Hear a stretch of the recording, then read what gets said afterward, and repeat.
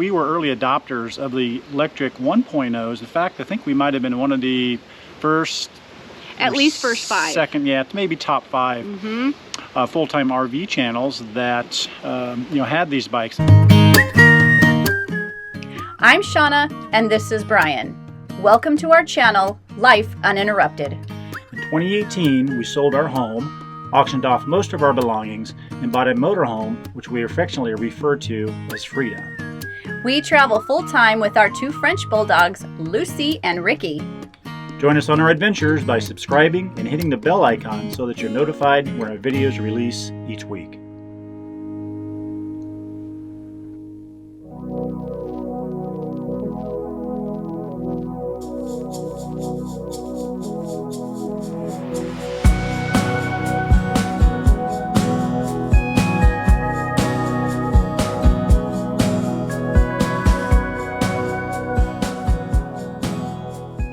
All set up, Chief? All set up, ready to go. Where are we going today? You tell me. Well, I think it's called the Ohio and Erie Towpath Canal Trail. Something like that. Yeah, it looks like it's about, if you wanted to ride the whole thing, around, what was it, 81 miles, something like that, if you start from the north and go to the south, or vice versa. So just here in Cleveland. So. Yeah, this is one of the starting points. So a lot of people out here with bikes. Looking forward to hitting the trail. And by the way, check out our outfits.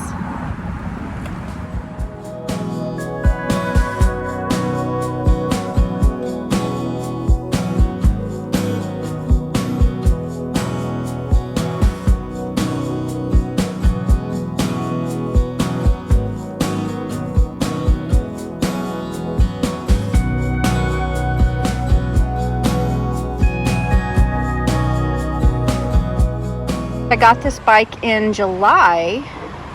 Was it July? Maybe it was the end of June, actually. We received the bikes in Indiana. Yeah, so it's about the end of June. I put on 44 miles. 44 miles of adventure. So this is pretty cool here. This is one of the old locks along the Ohio and Erie Canal.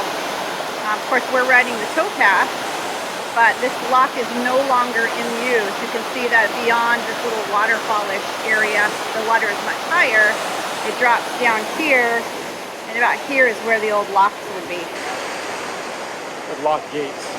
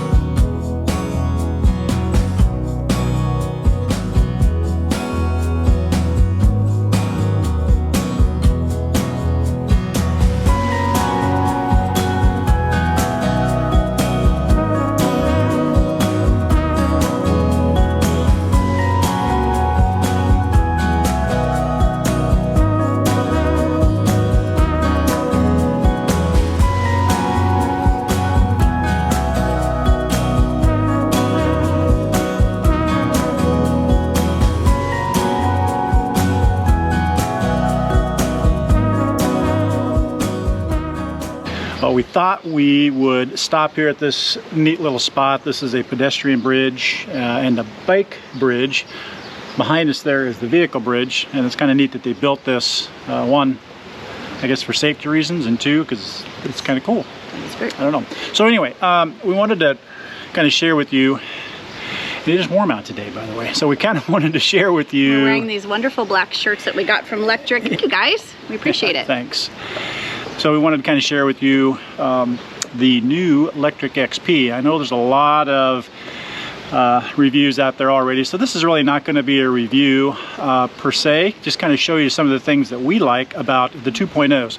Many of you may not know that we were early adopters of the Lectric 1.0s. In fact, I think we might have been one of the first, at least first 5, second, yeah, maybe top 5 full-time RV channels that you know, had these bikes, and we actually bought our bikes and paid for them ourselves. We liked them so much we just kind of sang the praises of them. And then Lectric has been gracious enough to give us 2 of the Lectric 2.0s to share with you as well and show you some of the cool things.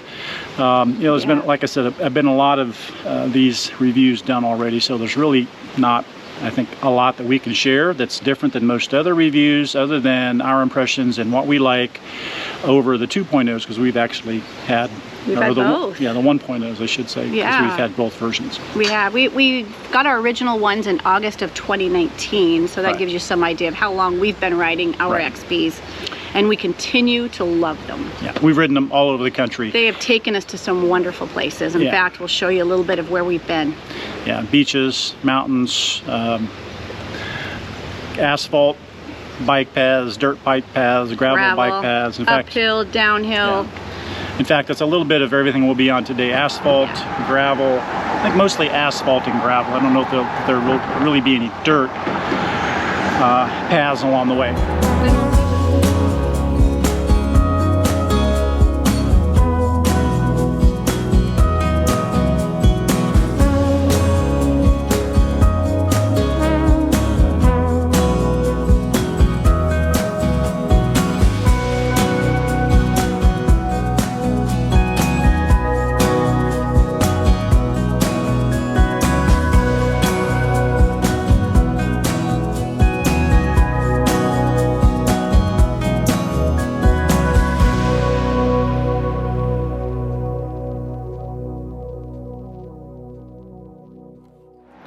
Some of our favorite features that are included in the 2.0, some of the things that we found have been really helpful to us. And again, like Brian said, we're not going to do a full review of the bike, but we'll show you what it is that we really love about them. We'll also throw in what we think about these Senna R2 helmets. We've had these for about the same amount of time, since about 2019 when we first got our Lectric 1.0 versions, and love them. They've been performing absolutely flawlessly. And if you like those things, we'll put a link in the description below for you to check those out. They kind of go hand in hand, the Senna and the Lectric XPs. Yeah, and they are a great addition. So we're just going to stop a few places along our path here on our bike ride today and share some stuff with you.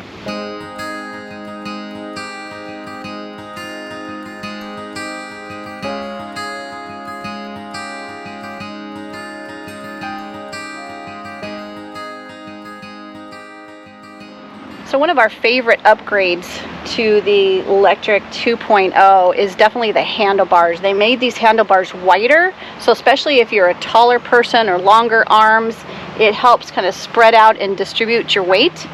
And it keeps your hands in a little bit better grip. I know for at least when I'm sitting on these bikes, my hands aren't as prone to going numb, especially on a long ride. But one of my favorite parts about this is this new control tab here. Before it had these little rubber buttons, and my nails, especially for you ladies who have nails, my nails would tend to get stuck in between those little tabs. Well, now this is nice and flush. It's a little bit angled, and it's very easy to go back and forth as you're going up in your PAS or going down and even turning on and off your bike. Like Shauna said, these handlebars for people who have wider shoulders like me, you know, being about I think almost 2 inches wider certainly makes it feel a lot more stable for me. And again, they're fully articulating, so you can rock them back this way and of course raise them up and down, but they give you a lot more real estate. As you can see here, I've got a GoPro mount on there. On the front I've got a phone mount. That's attached to the stem down here, by the way, which is nice, so it's not taking up real estate here. Now I could still add something else there if I wanted to, but this pretty much works for me. And Shauna pointed out a minute ago, the hand grips are super important, so positioning this handlebars in such a way that your wrists are more straight like this versus like that, that's what causes your hands to go to sleep. If you can get your wrists as straight as possible, then your hands aren't going to go to sleep as much and get numb. So pretty important. So that's the handlebars. It's certainly a better version than the 1.0. Another really nice upgrade that they made to this handlebar tube is the inclusion of this locking mechanism here. It's certainly different than the other version. The other one had a similar locking arm like this, but then it had a collar that you would twist into place and it would go into a slot. And sometimes I would forget to twist that lock all the way in. Now you really can't forget it. As soon as you engage this lock, or this arm, this lock engages, and it's not going to come undone unless you physically move this latch and rotate the arm down. So that's a nice new upgrade. And a safety feature. And certainly a safety feature. Some of the add-ons that I added to my handlebars was this bell. I wanted something that was a little louder. Then I added this little case right here.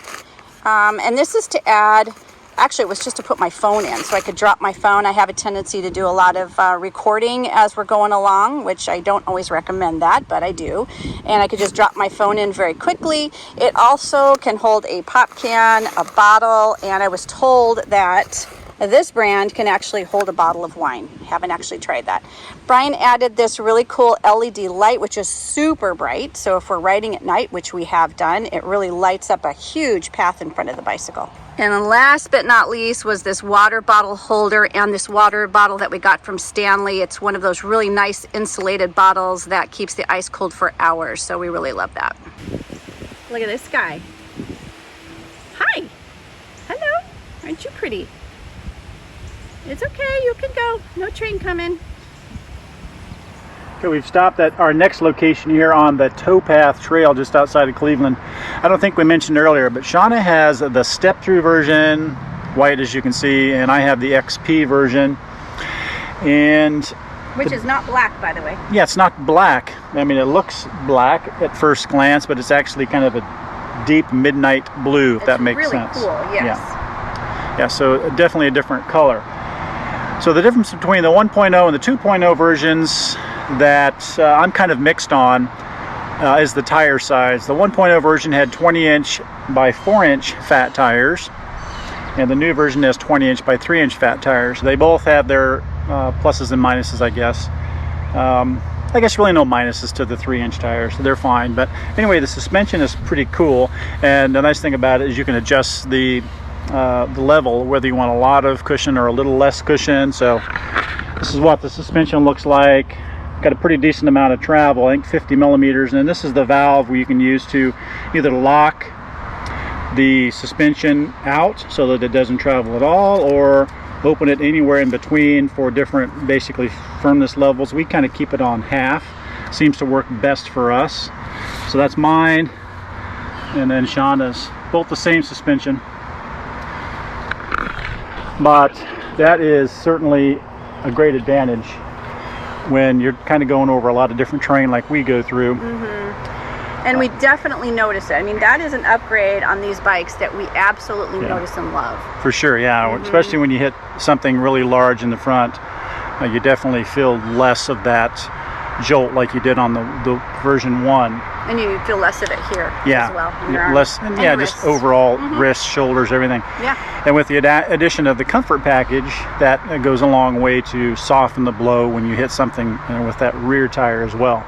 We did change our particular setup to a different suspension seat and seat post, so we'll talk about those later. But on to our next spot.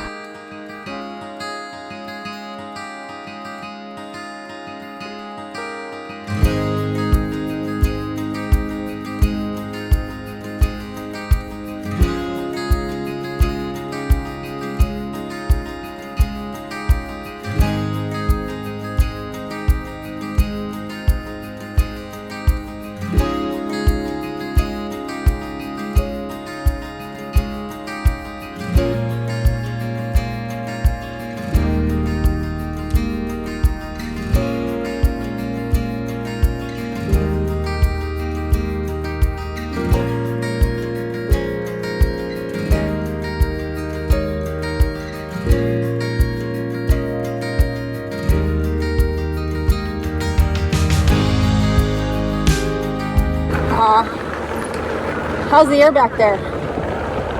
Nice. Look like flowers.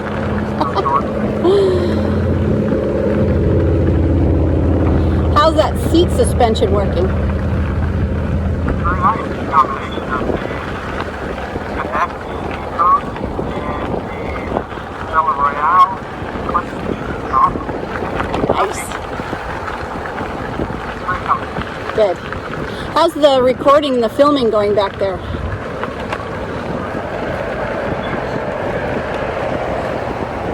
Cool. Hold your breath, we're going under a bridge. It's gonna be bumpy, I gotta put the phone down.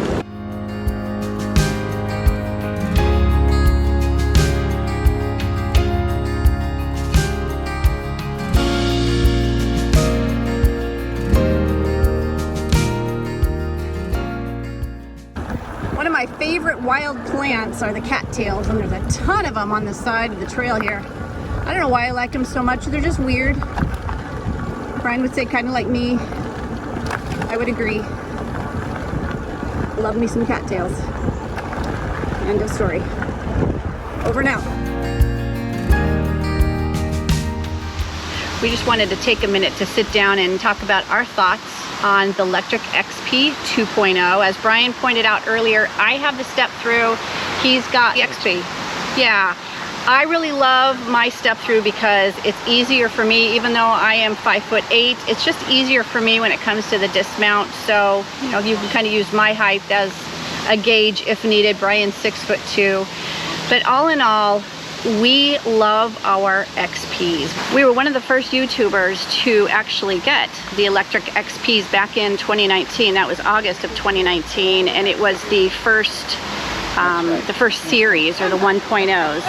And we were so excited when Lectric contacted us and asked if we would like to try the 2.0s. The upgrades are great, with the new suspension on the front. You got the new handlebars, the narrow tires. They've done a great job. Some of the things that we didn't cover, and I know you can find it in other videos, would be the comfort package, and that's the new seat and the suspension that these bikes come with. There's also a new rack on the back where you can put a basket if you actually use these bikes for carrying cargo. I know one of the things that we think of is if you work for Uber Eats, and that's your job and you're using this bike to transport food back and forth. It comes with a basket that you can get for the back, also a basket that you can get for the front of these bikes. My favorite upgrade for these bikes is definitely the paint scheme. It's a retro paint scheme that I love. Brian's would be the front suspension. That has helped tremendously. So thank you, Lectric, for hearing the feedback from your customers and making those upgrades to the bike. Well, a few words of advice. If you're thinking about buying an electric bike, think Lectric. And the reason that we say that is because their customer service is top-notch. You want a company where if you have problems, you have issues, if you have questions, you can actually reach them. Some of the other bikes out there, they come from other countries, they have very small staff, and you may not be able to reach them when you have a question or you have a problem. I can tell you firsthand that Lectric is very responsive. Number two, if you're considering buying an electric bike, do it. These bikes will take you to places that you may not have even thought about. If you're a hiker, that's fantastic. If you're an off-roader, that's another experience. But these bikes will take you to some of the coolest places. And I know for us, it's some of the most cool places that we have ever been to. And number three, if someone shouts, "That's cheating," respond with, "What's the competition?" Or, "I didn't know I was in a race." We hear that all the time when we think that that's a weird thing to say to somebody riding by in an electric bike. Some of the accessories that we have shown you on our bikes, we've done a lot of upgrades because we love these bikes and we weren't afraid to put some money into them to make them as comfortable and useful as we needed. So a lot of the accessories that you see on the bikes you can find down in our Amazon store. We'll leave the descriptions and the links below. And if you have any questions about the bikes, you can definitely ask us, but our recommendation is to reach out to lectricebikes.com for more information. And again, one more thing I think is really important. These bikes are less than $1,000.